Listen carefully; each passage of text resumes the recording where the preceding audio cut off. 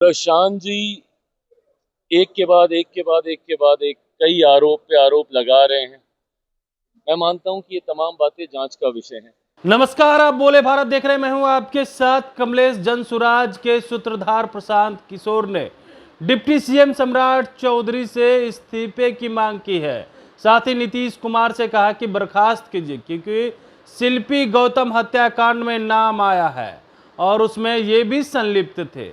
लेकिन देखिए, deputy CM सम्राट चौधरी ने जवाब दे दिया कि राकेश कुमार कौन थे, कहां के रहने वाले थे। लेकिन ऐसे में केंद्रीय मंत्री चिराग पासवान दिल्ली से पटना पहुंचते ही बड़ी बात कह दी है।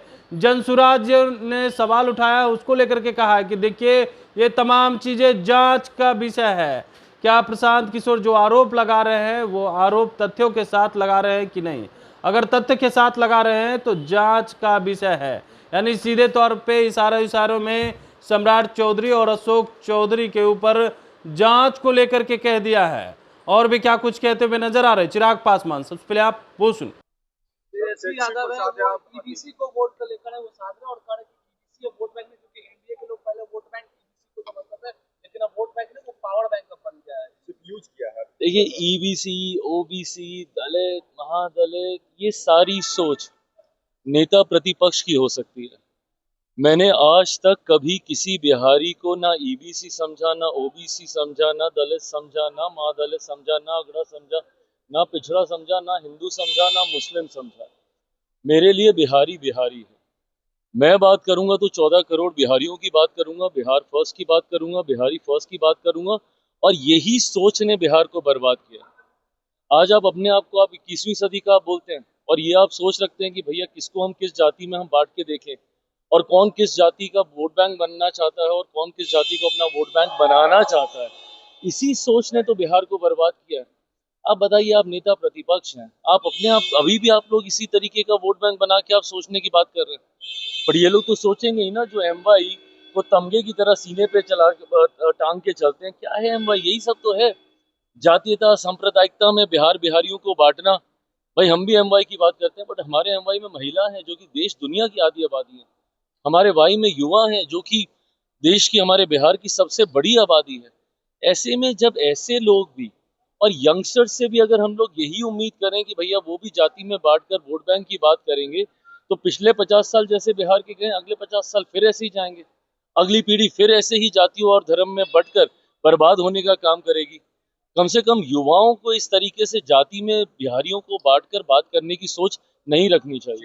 एक बड़ा सवाल तेजस्वी ने उठाया आंकड़ों के साथ, 1 लाख बजट का पैसा है और 7 लाख करोड़ की योजना का उद्घाटन प्रधानमंत्री और नीतीश कुमार ने किया। हवा कर रहे हैं, धोखा कर रहे हैं, कैसे पूरा कैसे होगा? और कुछ भ्रष्टाचारी अधिकारी और मंत्रियों का लिस्ट है जो खुलासा करेंगे। दिक्कत यह है कि विपक्ष घबरा गया है और ये स्वाभाविक भी है। जिस तरीके से एक के बाद एक के बाद एक के बाद एक केंद्र सरकार और राज्य सरकार, मेरे प्रधानमंत्री आदरणीय नरेंद्र मोदी जी और बिहार के मुख्यमंत्री नीतीश कुमार जी ने मिलकर ना सिर्फ योजनाओं की घोषणा करने का काम किया है, उनको धरातल पर भी उतारने का कार्य किया। मुझे खुशी इस बात की कि मेरे प्रधानमंत्री ने सिर्फ शिलान्यास नहीं किया, उन्होंने उद्घाटन भी किए हैं और कई ऐसी जन कल्याण की योजना जिसको लागू करने का काम किया, जो विपक्ष सपने दिखाता रहा था बिहार को कि हम आएंगे तो हम ऐसा करेंगे, हम आएंगे तो हम ऐसा करेंगे। अरे प्रभु, दिए तो थे आपको 15 साल। इतनी ही चिंता और इतने ही विजनरी आप थे और आपका परिवार था, तो क्यों नहीं आपने उस वक्त इन योजनाओं को अपने धरातल पर उतार दिया था। ऐसे में आज जब उन योजनाओं की ना सिर्फ घोषणा की गई है बल्कि उसको अमल में भी ला दिया गया है। महिलाओं के लिए आपकी सोच तो भैया सिर्फ सीमित इतनी थी कि आप उम्र भर आप उनको अपने ऊपर डिपेंडेंट रखते, हर महीने आप उनको एक किस्त देते रहते, हर महीने आप एक किस्त देते रहते। यही आपकी सोच थी ना। इसी सोच को आप बोल रहे थे कि भैया कॉपी कर रहे हैं, कॉपी कर रहे हैं।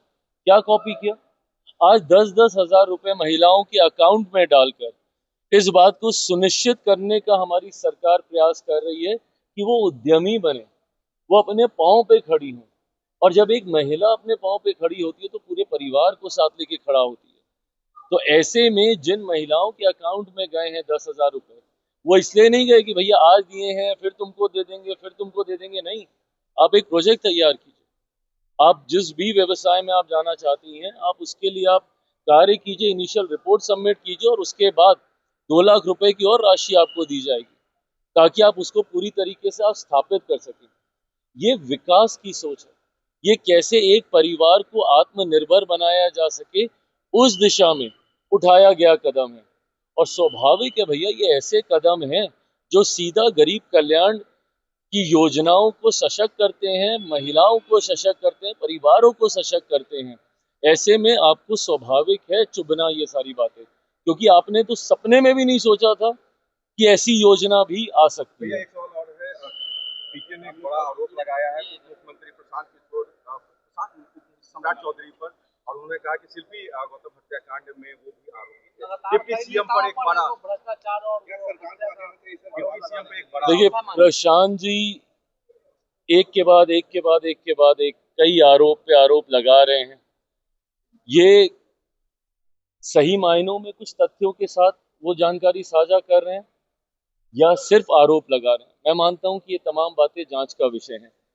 ऐसी राजनीति एक बार हम लोगों ने दिल्ली में भी देखी थी, जब दिल्ली में भी एक मुख्यमंत्री बनने से पहले आम आदमी पार्टी के एक नेता आए थे और आरोपों की सूची उन्होंने लगा दी थी, और उसके बाद जब उनके पास वक्त आया कि उस सूची पे वो कुछ कार्रवाई कर सके तो उन्होंने एकदम खामोशी साध ली थी। मुझे नहीं पता किन तथ्यों के साथ प्रशांत जी इन बातों को सामने रख रहे हैं। मैं मानता हूं कि जिन जिन के ऊपर आरोप लगाए गए हैं वो पूरी तरीके से सक्षम हैं अपना पक्ष रखने के लिए।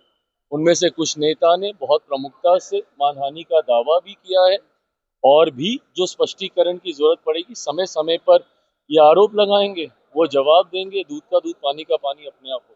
तो आपने सुना डिप्टी सीएम सम्राट चौधरी और अशोक चौधरी को लेकर के सीधे जो है वो कह रहे हैं कि ये तमाम चीज़ें जांच का विषय है। लेकिन जनसुराज के जो सूत्रधार हैं प्रशांत किशोर, उन्होंने जो आरोप लगाया उसके बाद बिहार ही नहीं पूरे देश की राजनीति में खलबली मची हुई है, क्योंकि बिहार के डिप्टी सीएम सम्राट चौधरी के ऊपर बड़ा आरोप लगा है और अशोक चौधरी पर भी बड़ा आरोप लगा हुआ है। डिप्टी सीएम सम्राट चौधरी पर तो सीधे हत्या का आरोप लगा हुआ है। तो ऐसे में अब देखने वाली बात होती है चिराग पासवान ने जिस बात को रखा है उसको लेकर के क्या कुछ जो है तमाम नेता कहते हुए नजर आते हैं। तब तक के लिए बने रहिएगा भोले भारत के साथ। बहुत बहुत धन्यवाद।